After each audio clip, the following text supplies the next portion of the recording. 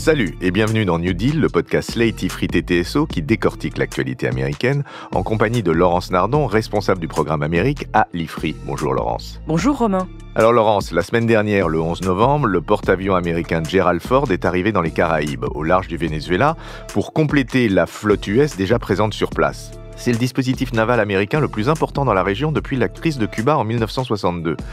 Et cette flotte n'est pas inactive, puisque près de 80 personnes ont été tuées par des tirs américains depuis septembre. La raison, c'est que Washington veut lutter contre les trafics de drogue organisés par les cartels vers les États-Unis. Mais le président Trump a laissé entendre qu'un second objectif pourrait être d'organiser un changement de régime à Caracas.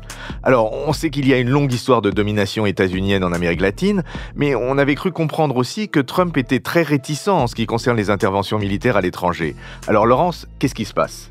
Ce qui se passe, Romain, c'est qu'on en est aujourd'hui à la 3e doctrine Trump. La première, que vous avez évoquée, c'est celle du premier mandat. Trump prenait à l'époque ce qu'on pouvait appeler un repli nationaliste sur la politique américaine.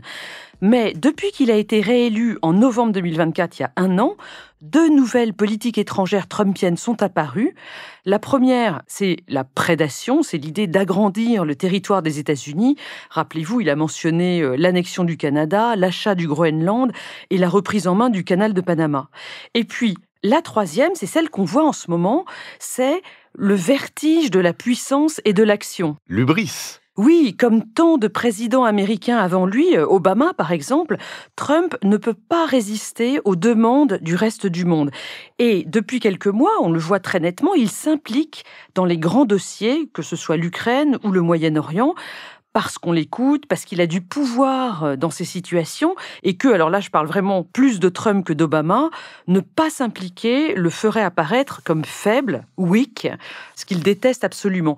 Et donc, le voici désormais actif dans les Caraïbes. Oui, dans les Caraïbes avec cette présence navale, et plus largement en Amérique latine. Pourquoi cette région ? D'abord et très largement, il faut rappeler la doctrine Monroe de 1823 et le corollaire Roosevelt de 1904. Alors Roosevelt, c'est Teddy Roosevelt, ce n'est pas Franklin Delano Roosevelt qui, lui, est dans les années 30 et le père du New Deal. Absolument. Teddy Roosevelt, donc autour de 1900, a été un président impérialiste. Et donc, à cette époque-là, les États-Unis déclarent qu'ils vont prendre en main toutes les Amériques.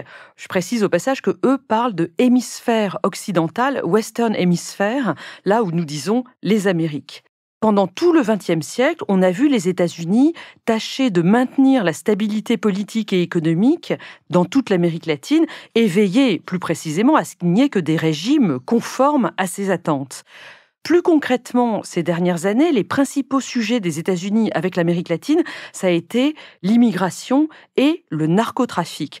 Il faut vraiment redire que la drogue est un vrai problème aux États-Unis, qu'on parle de cocaïne ou surtout de fentanyl.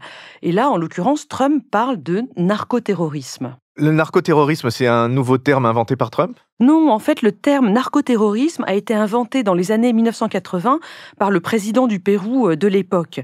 Ce terme désigne toutes les tentatives qui sont faites par les trafiquants de drogue pour affaiblir les politiques des gouvernements ou les réactions de la société civile par de la violence et par de l'intimidation.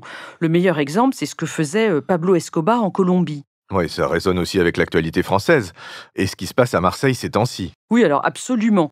Mais attention, parce que ce terme narcoterrorisme désigne aussi l'inverse. C'est-à-dire lorsque des organisations terroristes cherchent à se financer par le trafic de drogue. Vous voyez, on va dans l'autre sens. Les meilleurs exemples, ce sont les FARC en Colombie ou les talibans en Afghanistan. En ce qui concerne Trump, c'est dans un executive order du 20 janvier 2025, donc les premiers qu'il a pris le premier jour de son investiture, il est revenu à la première définition. Il désigne les cartels de la drogue en Amérique latine comme des organisations terroristes. Pourquoi ? Eh bien, parce que ça va lui permettre d'utiliser la force militaire contre eux beaucoup plus facilement. Oui, les cartels sont désormais sur la liste des organisations terroristes pour le gouvernement américain. Et concrètement, ça a eu quel effet ? Eh bien, vous l'avez dit, depuis le mois de septembre et jusqu'au 15 novembre, les navires américains qui sont déployés au large du Venezuela ont mené 20 attaques contre des bateaux rapides soupçonnés de transporter de la drogue vers les États-Unis, au profit des cartels donc, et il y a eu, vous l'avez dit, 80 morts. Oui, mais ce que j'évoquais également en introduction, c'est qu'on parle aussi maintenant d'un changement de régime potentiel au Venezuela et nommément de renverser le gouvernement Maduro. Oui, c'est ce qui est stupéfiant dans la séquence actuelle, c'est que Trump, qui ne voulait absolument pas mener quelque action que ce soit à l'étranger et surtout pas pour faire du changement de régime, en parle désormais à propos de Maduro.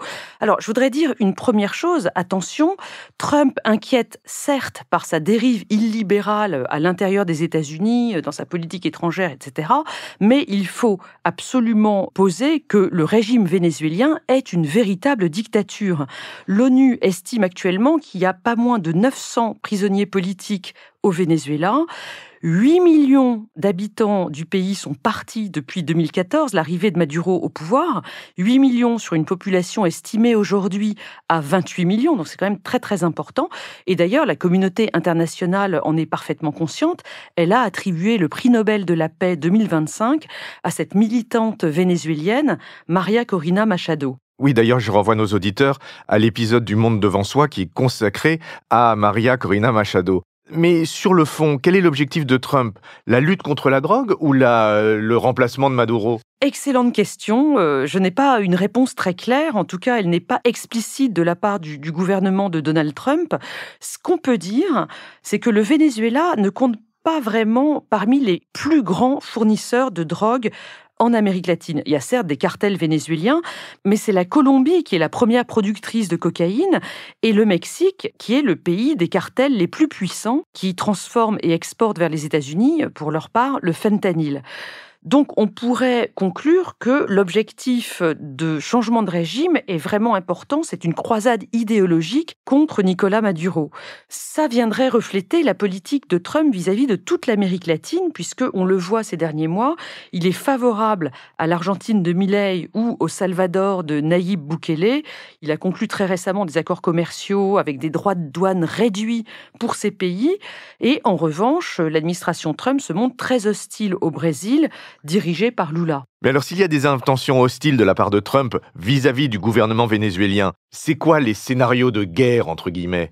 À l'heure actuelle, il y a donc 15 navires de guerre qui croisent au large du Venezuela, avec notamment ce porte-avions Gerald Ford que vous évoquiez. On estime aussi qu'il y a environ 14 000 militaires américains déployés dans la région.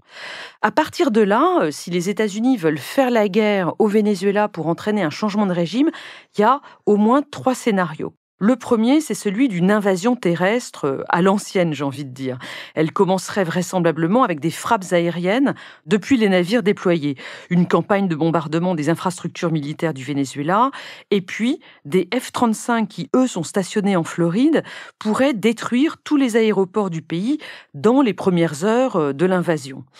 Mais un certain nombre de think tanks de Washington, et notamment le CSIS, estiment qu'une telle opération nécessiterait au minimum 50 000 soldats américains déployés sur place, ça c'est l'option basse, et jusqu'à 150 000 pour assurer un écrasement total de l'adversaire. Donc avec 14 000, on est loin du compte, d'autant plus que les troupes vénézuéliennes, qui sont présentes évidemment dans leur pays, ne resteraient pas inactives. Ce premier scénario semble donc très compliqué pour Washington, à moins d'un soulèvement de la population vénézuélienne contre son propre gouvernement. Bon, ça semble un petit peu hasardeux. Ok, la deuxième option alors. La deuxième option, j'ai envie de l'appeler celle d'un scénario à l'iranienne.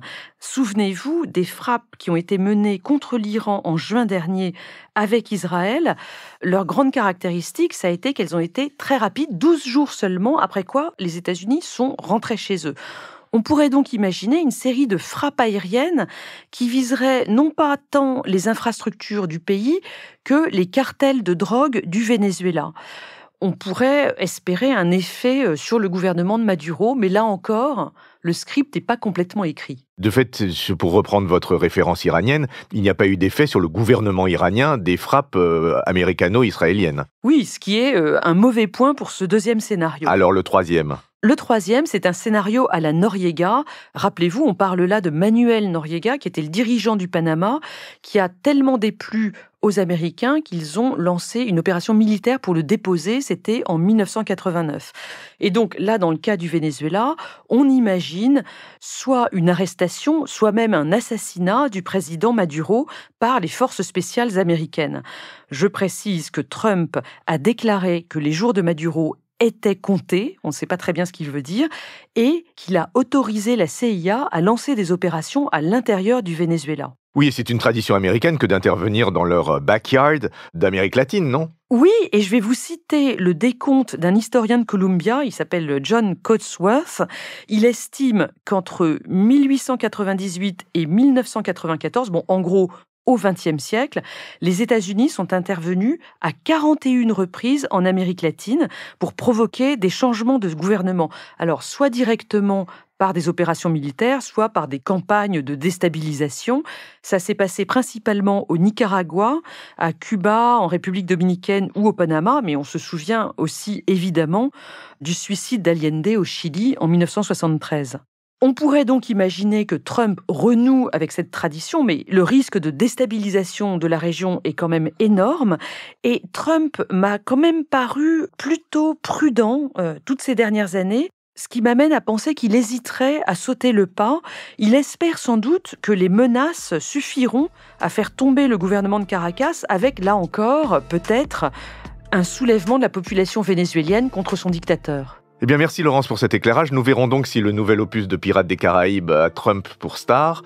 Et d'ici là, nous nous retrouverons pour commenter encore l'actualité américaine dès la semaine prochaine. Merci Laurence. Merci Romain, à la semaine prochaine. Retrouvez New Deal chaque semaine sur Slate Audio et toutes les plateformes de podcast.